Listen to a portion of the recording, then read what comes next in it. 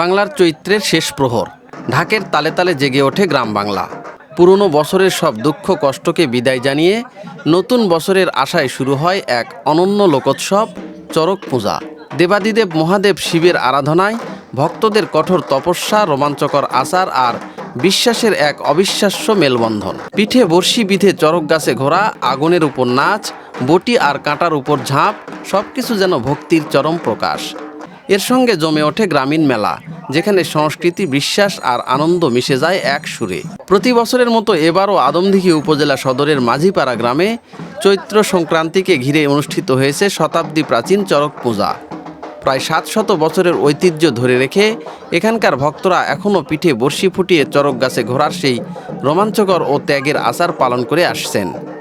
চলুন আজ আমরা ঘুরে দেখি সেই চিরচেনা অথচ রহস্যময় চড়ক পূজা ও গাজন উৎসবের গল্প।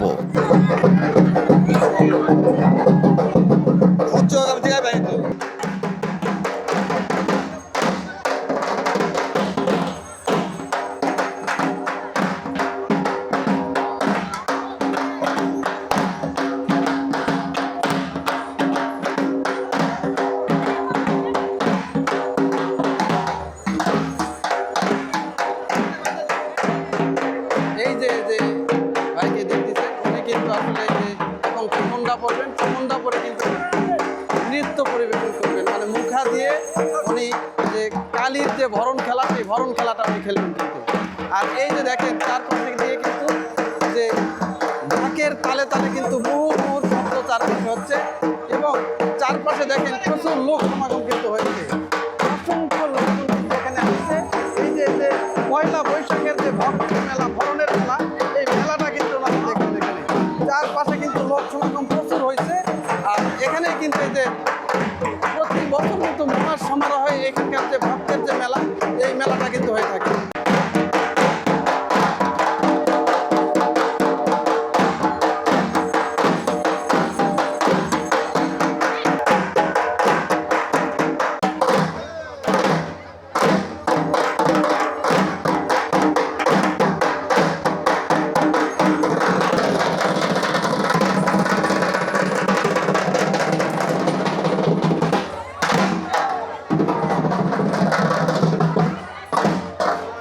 বাংলার গ্রাম অঞ্চলে যখন চৈত্র মাসের শেষ প্রহর ঘনিয়ে আসে, তখন প্রকৃতি আর মানুষের মনে শুরু হয় এক বিশেষ প্রস্তুতি। পুরনো বছরের সব ক্লান্তি, দুঃখ আর অশুভ শক্তিকে বিদায় জানিয়ে নতুন বছরকে স্বাগত জানানোর এক প্রাচীন আয়োজন চড়ক পূজা। এই চড়ক পূজা শুধু একটি ধর্মীয় আচার নয়, বরং এটি গাজন উৎসবের একটি গুরুত্বপূর্ণ অংশ, যেখানে দেবাদিদেব মহাদেব শিব এর আরাধনার মাধ্যমে ভক্তরা নিজেদের বিশ্বাস, ত্যাগ আর সাধনার এক অনন্য প্রকাশ ঘটান। বাংলা পঞ্জিকা অনুযায়ী চৈত্র সংক্রান্তির দিন এই পূজা অনুষ্ঠিত হয়। এর আগে নীল পূজার মাধ্যমে শুরু হয় উৎসবের আনুষ্ঠানিকতা। কয়েকদিন ধরে সন্ন্যাসীরা কঠোর ব্রত পালন করেন। সংযম, উপবাস আর নানা আচার অনুষ্ঠানের মধ্য দিয়ে তারা নিজেদের প্রস্তুত করেন এই চরম সাধনার জন্য।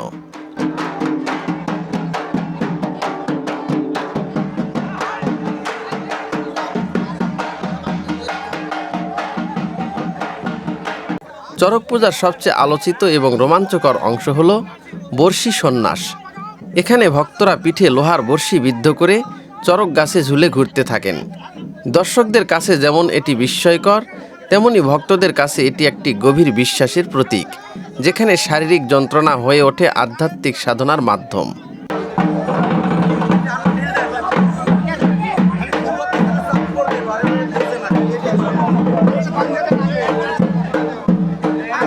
শুধু বর্ষি সন্ন্যাসী নয়, এই উৎসবে দেখা যায় আরও নানা কঠোর তপস্যা, জ্বলন্ত অঙ্গারের উপর হাঁটা, ধারালো বাটির উপর ঝাঁপ দেওয়া কিংবা আগুনের মাঝে নৃত্য। এসব আচার ভক্তদের কাছে শিবের প্রতি অগাধ ভক্তি ও আত্মসমর্পণের প্রতীক।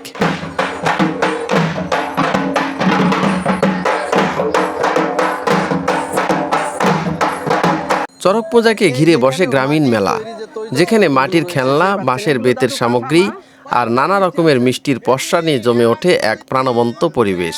ধর্ম, সংস্কৃতি আর লোকজ ঐতিহ্যের এক অনন্য মিলন মেলা হয়ে ওঠে এই উৎসব। ইতিহাস বলছে প্রাচীন শৈব সম্প্রদায়ের মধ্যেই এই উৎসবের সূচনা। সময়ের সাথে সাথে এটি গ্রাম বাংলার মানুষের জীবনের সঙ্গে মিশে গেছে। এখানে নেই কোনো ভেদাভেদ, ধর্ম, জাত, শ্রেণী নির্বিশেষে সবাই অংশ নেয় এই উৎসবে।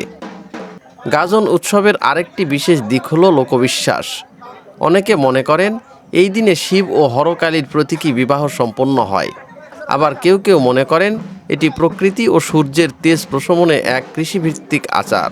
সব মিলিয়ে চড়ক পূজা শুধু একটি উৎসব নয়, এটি বিশ্বাস, ইতিহাস, ত্যাগ আর গ্রামীণ সংস্কৃতির এক জীবন্ত দলিল।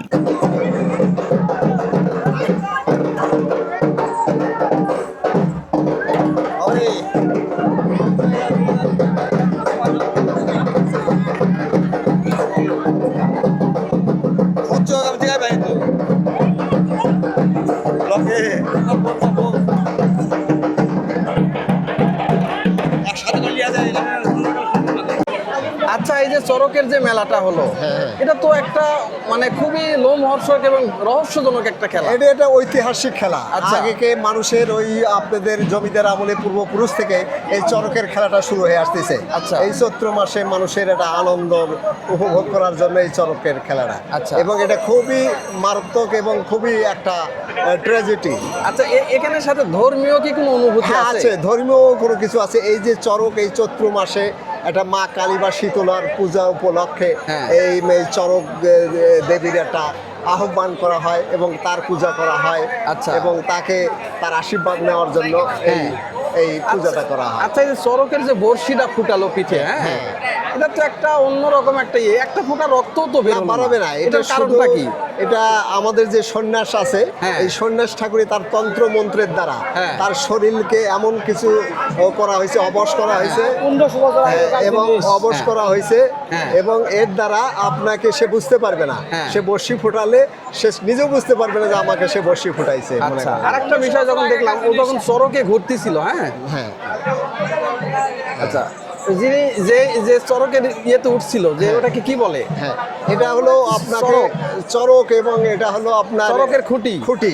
আচ্ছা, যে খুঁটিতে উনি উঠছিলেন, হ্যাঁ। দেখা গেল যে উনি মানে পিঠের সঙ্গে বিধে আছে, হ্যাঁ, জি। সমস্ত ভর কিন্তু তার পিঠের উপরেই পড়ছে, পিঠের উপরই পড়ছে এবং যত সে ঘুরাচ্ছে তত মনে হয় সে আনন্দ পাচ্ছে। আনন্দ পাচ্ছে, সে উৎসাহ পায়।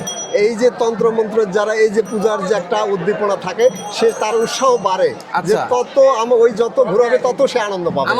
আনন্দ পাবে। হ্যাঁ। আচ্ছা, আরেকটা বিষয় দেখলাম, এই যে ঠাকুর এখানে একটা ঘটে জল দিয়ে গামছা পেঁচিয়ে বেঁধে রাখলো, এটার কারণটা কি? এটা হলো এই যে আপনার এই ঘটে হ্যাঁ। যে জল দিয়ে সে সন্ন্যাসের তন্ত্রমন্ত্রের পূজা করা হয়। হ্যাঁ। এই পূজার দ্বারা যদি এই বিভিন্ন এই মেলায় হ্যাঁ। শত শত হাজার হাজার শ্রোতা ভক্তবৃন্দ আসেন হ্যাঁ। এবং কে জানে অত কিছু অনেকেই জানতে পারে যে এই সন্ন্যাসের মতো তন্ত্রমন্ত্র সে যেন ওই ইয়াকে কোনো প্রকার তন্ত্রমন্ত্রের দ্বারা অসুবিধা না করতে পারে বা বান মারতে না পারে। হ্যাঁ। এই কারণে এই ঘরটা বসানো হয়।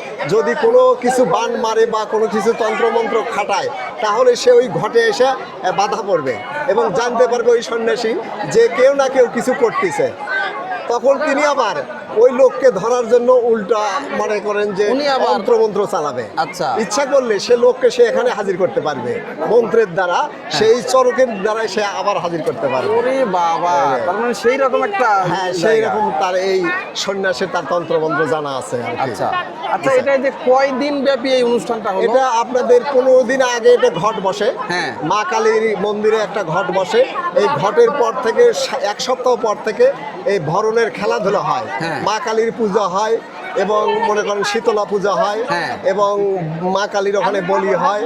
তারপরে আপনার এক সপ্তাহ পর থেকে ভরণ খেলা হয়, শ্মশান খেলা হয় এবং আপনার মা কালীর বিভিন্ন তন্ত্রমন্ত্রের খেলা হয়। হ্যাঁ। এই খেলার দ্বারা এই এক সপ্তাহ চলে এবং লাস্টে আজকে চৈত্র মাসের শেষ দিনে হ্যাঁ। এবং এই আজকে এই চরকটা উঠানো হয়। মানে চৈত্রের প্রথম এবং বৈশাখের শেষ। বৈশাখের শেষ, বৈশাখের চৈত্রের শেষ দিন হ্যাঁ। এবং বৈশাখের প্রথম হ্যাঁ, মনে করেন যে এই দিনে এই চরকের পূজাটা হয়। পূজাটা হয়। আচ্ছা, এখানে আরেকটা বললেন যে শ্মশান খেলা। হ্যাঁ, এই শ্মশান খেলাটা কি? এই শ্মশান খেলাটা হলো এই যে সন্ন্যাসী মন্ত্রর দ্বারা এই যে আপনাকে ভর করে দেয়।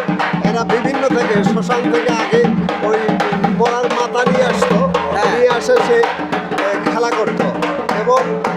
সে তার মন্ত্রের দ্বারা সে উন্মাদ হতো, সে কিছু বুঝতো না, মন্ত্রের দ্বারাই সেই নাচতো এবং খেলাধুলা করতো। ও তার মানে এটাকে শ্মশান খেলা। যখন ওই ভক্তরা এখানে সামিল হন হ্যাঁ। তখন একটা মন্ত্র করা জল তাদের উপর ছিটিয়ে দেওয়া হয়, তখন তাদের ভিতরে হিতাহিতার কোনো তার জ্ঞান জ্ঞান থাকে না, তারা শুধু ওই চরকের এবং মা কালী এবং শীতলার ওই মানে হিতাহিত তার জ্ঞান থাকে না, হ্যাঁ। সে শুধু খেলা করতেই থাকবে।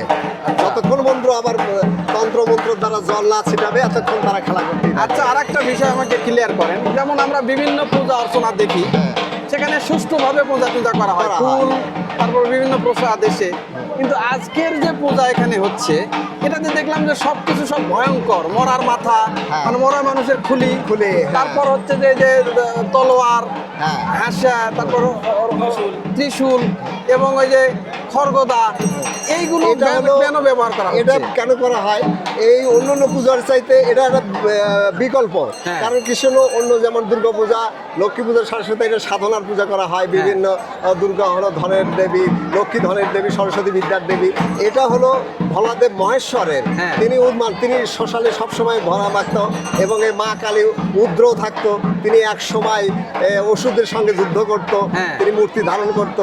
সেই শ্মশান খেলার সেই মহাদেবের এবং মা কালীর এই শরণাপন্নের এই যে মন্ত্রতন্ত্র মন্ত্র দ্বারা তাদেরকে সাধনার দ্বারা মানে উন্মাদ করা হয়।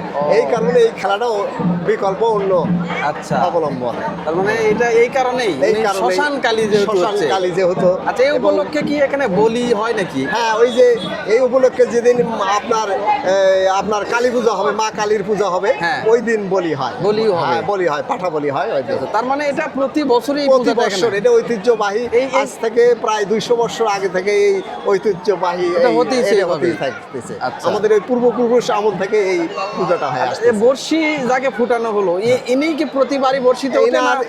এনার পূর্বপুরুষ থেকে এনার বাবা আগে এই উঠাতো, আচ্ছা। বর্ষি ফুটাতো। হ্যাঁ। এই সৈন্যের বংশের এরা হ্যাঁ। ধারা থাকে। ওনার বাবা এখন বয়স্ক হয়ে গেছে, এই জন্য উনি আর ওঠেন না। হ্যাঁ। ওনার ছেলে এখন ওই এখন ইনি বর্ষি বর্ষি ফুটায় এখন। আমি এটাতেই উদযাপন। খুব অবাক হয়ে গেলাম যে ঠাকুর বড় বড় বর্ষি, ছোট বর্ষি না কিন্তু না, হ্যাঁ, বড় বড় বড় একেবারে। বড় বর্ষি, সেই বর্ষি ঠাকুর কি মন্ত্র পড়ালো, হ্যাঁ। কি জল ছিটিয়ে দিল, হ্যাঁ। যে তার পিঠ থেকে একটা বিন্দু রক্ত হ্যাঁ, বের হলো একটা না। বিন্দু রক্ত পারবে না, শুধু তন্ত্র মন্ত্রের দ্বারা। এবং এই সেও সন্ন্যাসের- খুব খুশি। সেও খুব আনন্দ। এই যখন তন্ত্র মন্ত্রের দ্বারা যে এই জলটা যার গায়ে ছিটে দেবে, তখন সে উৎসাহ উদ্দীপনা পাবে এবং আনন্দ পাবে। তাই বুঝবে যে তাকে যত চরকে উঠে ঘুরাবে পাবে, তত সে আনন্দ পাবে। আচ্ছা, এখন এই যে চরকে ওঠানোর পরে এখানে দেখলাম যে বিভিন্ন দিক থেকে মানুষ খাকরায় বাতাসা উপর দিকে ছিটিয়ে দিচ্ছে। এটা হলো আনন্দ উৎসবের জন্য মানুষের প্রসাদ হিসেবে হ্যাঁ। এই আপনার বাতাসা খাগড়াইটা মানুষ যে ভক্তবৃন্দ আসছে বহু, এটা তার উদ্দেশ্যে তারা দেয়, আচ্ছা। যে মানে নিবেদন করে এই বাতাসা ভোগ হিসেবে তারা প্রসাদ বাতাসা ইয়ে করে এবং সেটা তারা এইগুলা নিবেদন করে। এই জন্য ভক্তবৃন্দ সেগুলো এখানে গ্রহণ কি করে। চরক উপলক্ষে কি এখানে মানত হয় নাকি? হ্যাঁ, মানুষ হয়, অনেকে এই চরকের কাছে বিভিন্ন মানুষ করে যে আমার যদি কোনো এই দুর্ভোগ দুর্দশা হ্যাঁ। এবং দুর্গতি থেকে হ্যাঁ। যদি আমি মুক্তি পাই, হ্যাঁ। তাহলে তোমার আমি এই যে মা কালীর কাছে পাঠা দিব, বা এই চরকের কাছে আমি বাতাসা দিব, বা এই শ্মশান ভোলাদেবের কাছে আমি এই কোনো কিছু মানুষ করব। হ্যাঁ। এইভাবে ভক্তরা মানুষ করে। মানুষ করে না? হ্যাঁ। তো তাহলে এই যে প্রতি বছরের মতো এবার অনুষ্ঠানটা হলো, খুব ভালোভাবেই মনে হয় হয়ে গেল। হ্যাঁ, এবার খুবই ভালোভাবে আপনাদের হয়েছে। কেমন লাগতেছে? আমাদের খুবই ভালো লাগলো। এবারকার আবহাওয়াটা আমাদের এই সময় ভালো ছিল হ্যাঁ। এবং মোটামুটি বিভিন্নভাবে সার্বিক সহযোগিতা প্রশাসন হইতে এবং এলাকার গণ্যমান্য ব্যক্তির সবার সহযোগিতায় এবং গ্রামবাসীর কমিটি মাধ্যমে আমাদের এই চরক পূজাটা খুব সাফল্যভাবে মানে আমরা সফল করতে পারছি। লাস্ট একটা প্রশ্ন, সেটা হচ্ছে যে এখানে যারা ভক্ত হন হ্যাঁ, তাদের কি বিশেষ কোনো খাবারের ব্যবস্থা আছে নাকি? তারা যারা কিছু ভক্ত হন এদের উপবাস থাকতে হয়, হ্যাঁ। সারাদিন উপবাস থাকা হয় এবং সন্ধ্যাবেলা এবং লাস্টে তারা শুধু আতপন্ন হ্যাঁ। নিরামিষ ভোজি, মানে আতপ চালের ভাত। আতপ চালের ভাত এবং নিরামিষ, তারা কোনো মানে আমিষ জাতীয় খাদ্য খেতে পেঁয়াজ, পারবে না। রসুন, মাছ, পেঁয়াজ, মাংস। রসুন, মাছ, মাংস, আমিষ জাতীয় কোনো খাদ্য খাবে না, তারা শুধু নিরামিষ খাবে নিরামিষ খাবে। এবং আতপ চালের ভাত খাবে। এটা যে কয়দিন পূজা যে অর্চনা কয়দিন চলবে, পূজা অর্চনা হবে, যে কয়দিন খেলাধুলা হবে, হ্যাঁ। এই কয়দিন তারা এই যারা ভক্ত খেলাধুলা করলো এরা শুধু নিরামিষ খাবে।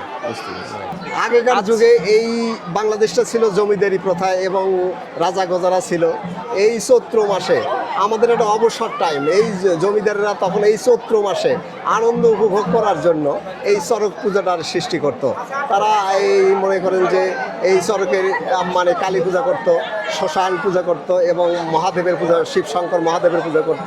সেই পুজোর মাধ্যমে এই চড়কটা জমিদাররা তারা এই আনন্দ উপভোগ করার জন্য এই যে মানুষের সন্ন্যাস পূজার দ্বারা এই যে পিঠে বর্ষি ফুটাইয়া চড়কে ঘোরাতো এবং এই ঐতিহ্য হিসাবে আগেকার এই জমিদারি প্রথা হিসাবে এই চড়ক পূজাটা হয়ে আসছে। এখনো চলো। এটা কি আপনার জমিদারদের তাহলে আনন্দের জন্য না পূজা? এটা পূজাও আছে এবং পূর্বপুরুষ থেকে আনন্দ উপভোগ করার জন্য মানে এবং পূজার বৈশিষ্ট্য আছে। পূজার বৈশিষ্ট্য উপলক্ষে এই সময়টা এই চড়কটা করান। না, যে পিঠে যে বর্ষিটা ফুটানো হলো এইটার কারণ এটা হলো মনে করেন যে চড়কের এই যে মা কালী শ্মশান, যে আপনার শিবের যে এই উদ্দীপনার, সে শ্মশানে থাকতো, ভোলা মাখতো, ভস্ম করতো এবং সেই বিভিন্ন খেলাধুলা পছন্দ করত। এই কারণে এই যে মানুষকে তন্ত্রমন্ত্রর দ্বারা পিঠে বর্ষি ফুটাইয়া এই মনে করেন যে আনন্দ উপভোগ করার জন্য এটা চড়ক পূজাটা।